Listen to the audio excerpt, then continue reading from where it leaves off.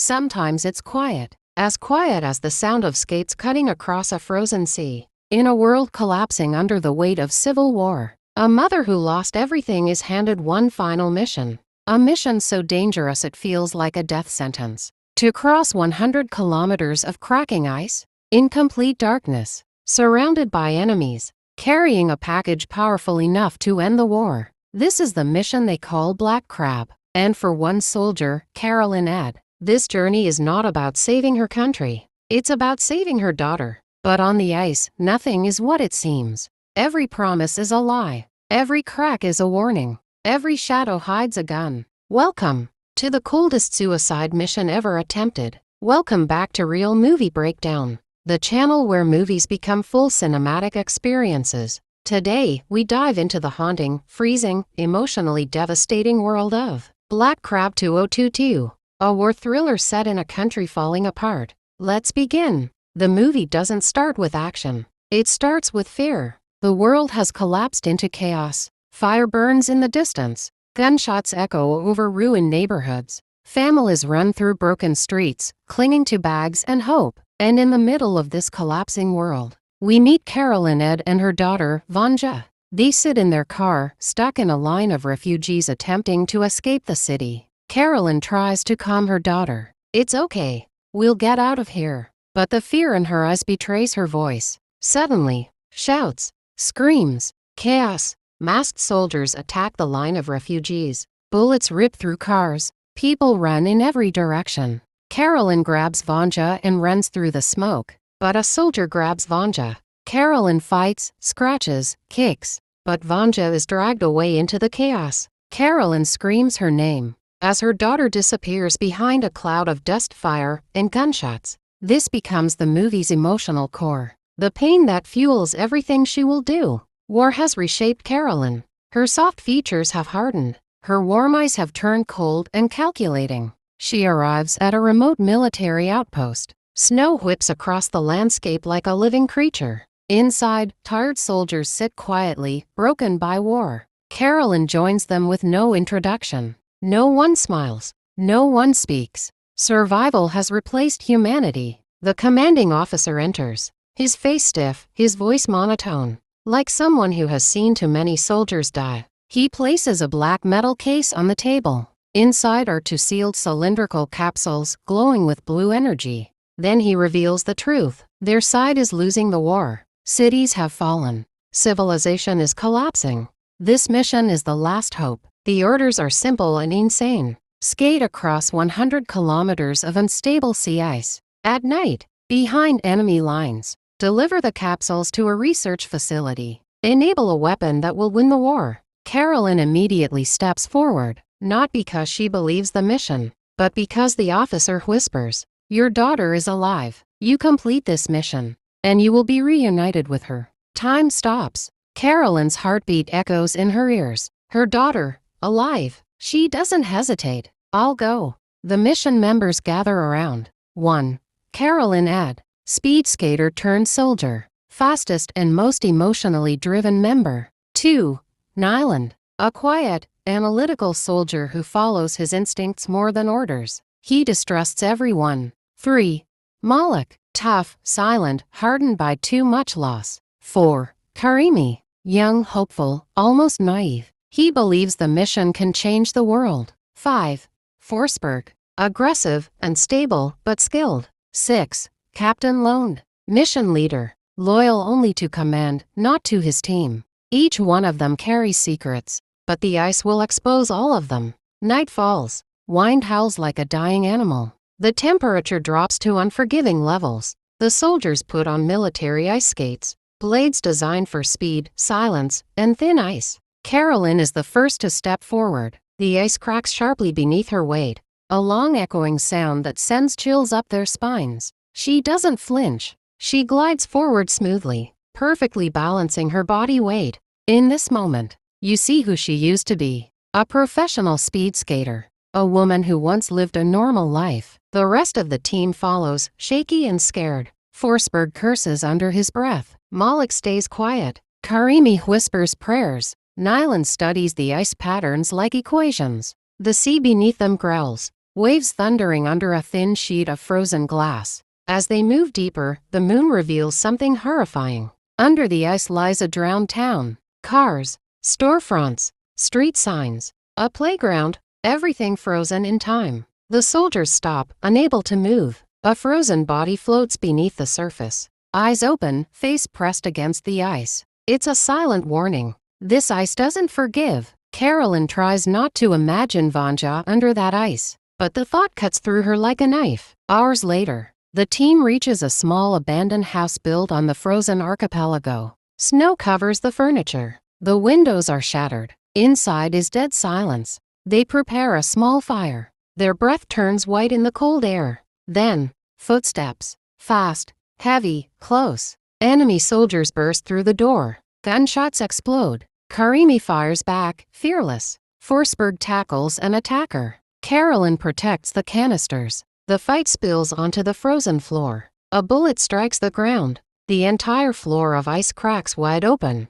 Karimi falls through, screaming. Frozen water engulfs him immediately. Caroline lunges to save him, but his body sinks too fast. The water swallows him like he never existed. The room goes silent. Their mission has its first casualty, and the ice has claimed its first victim. The remaining soldiers continue. The ice becomes thinner. The wind stronger. Enemy drones sweep the sky with red scanning lights. There are moments when they lie flat on the ice, holding their breath, as a drone passes overhead like a mechanical vulture. At one point they must cross ice so thin, it bends visibly under their weight. Every movement is deadly. Every breath must be controlled. Caroline leads with precision, guiding the team around weak spots, cracks, and rhythmic wave patterns beneath the ice. Even Nyland begins to respect her. The team reaches an abandoned command post. Inside, Caroline finds a broken radio. Static. Just static. She searches for any signal that might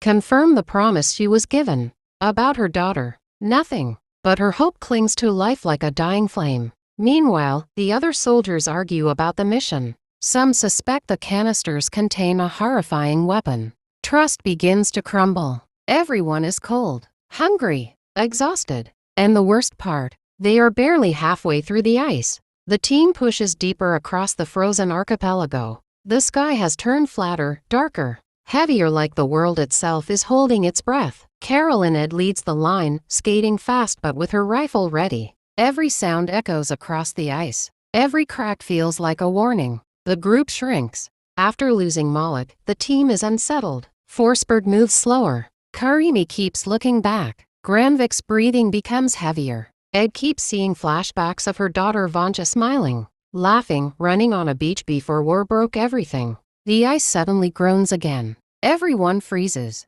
A thick, thunder-like rumble shakes the surface. Cracks spread like lightning under the team's feet. Granvik yells, "Move, move now!" They all sprint, skates slicing the ice until they reach thicker ground. But Forsberg slips. A massive fracture opens beneath her. She screams as she drops waist-deep into freezing water. Edh grabs her hand. Karimi holds. Edh Granvik pulls from behind, but after a few seconds, Forsberg stops struggling. Her skin turns pale blue. Her grip weakens. She whispers, "Let me go," and she slips under. The team is now only 3. Night comes again. A ghost town lies ahead, small houses half buried in snow. Inside one cabin, they find canned food, warm clothing, an old oil lamp, a radio with static. Karimi finds children's drawings on the wall, families smiling. She quietly says, "Before the war, people lived here." Edh eats silently, then tries the radio. Static,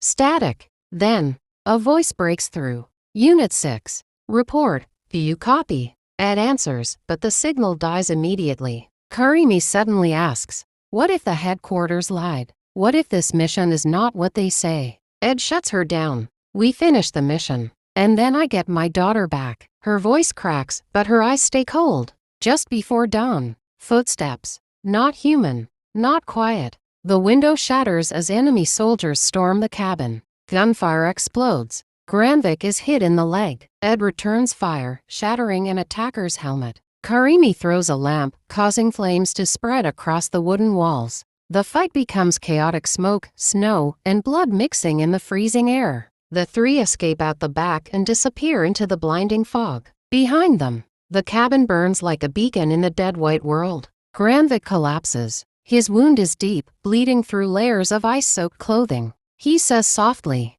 "This is the end of the road for me." He pulls out a grenade. "Take the payload. Go." He smiles at Edh like a tired father who knows his children will carry on. Edh holds his shoulder. "You didn't come all this way to die alone." But Granvik pushes her hand away. "You have something to live for." "I don't." As Karimi and Edh skate away, Granvik pulls the pin. A thunderous explosion lights up the frozen wasteland. The team is now down to 2. Hours later, the ice becomes smoother, thicker, untouched like a planet without life. Karimi stops. "Edh, something is wrong." "Why us? Why this mission?" Edh answers sharply. "The war is bigger than us." Karimi isn't convinced. He confesses he read the sealed case earlier. It doesn't contain basic intel. It contains a weapon designed to wipe out entire areas, infected by the enemy's biological contamination. A last resort, a doomsday device. Karimi says, "This mission isn't about ending the war. It's about ending everyone." Edh is stunned, but she refuses to believe it. She thinks of Vanja again. "I don't care what it is. They promised me my daughter." Karimi whispers, "Edh, they lied to you?" They reach the last stretch of ice before the extraction point. Suddenly, spotlights, gunfire, enemy patrols. Karimi is hit in the arm. He falls, sliding across the ice. Edh drags him behind a ridge. He's badly wounded. He looks at her, tears freezing on his eyelashes. "Promise me, don't let them use that weapon." Edh hesitates, then nods. Karimi sighs in relief and closes his eyes. Edh takes the case and skates alone. At the safe zone, soldiers greet her like a hero. Commanders rush to secure the case. Ed's first question, "My daughter, where is she? Bring her to me." The commander looks confused. "We never had your daughter." That was motivation. Edh stops breathing. The world shatters around her. She realizes, they used her. They lied. There was never any rescue. Only the weapon. The case is opened. Inside, 2 vials of a biological agent capable of killing millions. They're going to drop it on enemy territory, the colonel says. "It will end the war." Edh whispers, "No, it will end humanity." Edh violently attacks the soldiers, grabs the case, and runs. She fights her way out injured, bleeding, desperate. Sirens blare. Shots echo behind her. She reaches the rooftop. Enemy shells begin landing nearby, the whole base shaking. Edh looks at the case. She hears Vanja's voice. "Mom, come home." With tears freezing on her face, Edh opens the vials. But instead of using them, she holds them tight and jumps off the rooftop into the frozen sea below. The vials shatter underwater. The biological agent dies instantly in the salt water. Ed's body sinks into the dark. She saved millions, but lost everything. In war, there are no heroes, only survivors, and sacrifices no one will ever know. Caroline Edh crossed the ice hoping to save her daughter. In the end, she saved the world instead. And just like that, Caroline Edh's journey across the frozen hell reaches its final, heartbreaking end. She crossed the dead ice for a promise. She fought soldiers, storms, betrayal, and every nightmare war could shape.